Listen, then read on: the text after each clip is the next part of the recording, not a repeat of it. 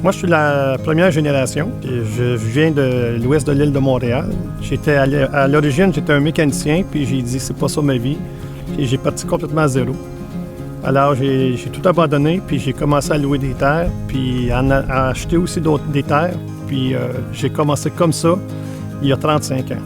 Le mot dur, pour décrire le travail à la ferme, c'est peut-être pas le bon mot.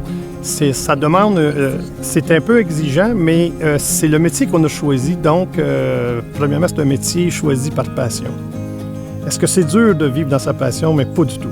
Disons que prendre des vacances, c'est plus dur que de travailler. Quand j'ai commencé, j'avais pas d'expérience, alors j'observais ce que les autres faisaient. Autant ceux qui réussissaient que ceux qui réussissaient pas. Parce qu'eux m'indiquaient ce qu'il fallait pas faire. Alors que je faisais mes propres expériences, mais basées sur la réussite des gens, les producteurs d'élite de la région. Puis c'est ce qui m'a donné une grosse chance pour commencer. Je fais ça depuis toujours, depuis que je suis tout petit. Actuellement, la deuxième génération. Pour avoir du succès en agriculture, il faut être minutieux, prendre soin des détails.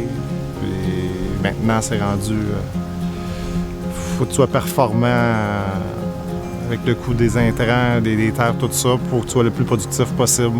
Le plus grand défi que je dois faire face, c'est la conciliation travail-famille.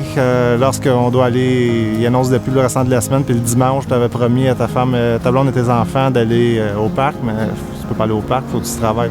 Dans les moments les plus difficiles, c'est pendant les semis au printemps et les récoltes, mais on essaie de prendre du bon temps pendant l'été, faire du camping ou l'hiver. Faire des activités familiales. On a des rushs de travail, mais on essaie de faire du temps en famille. L'agriculture a toujours été ma passion.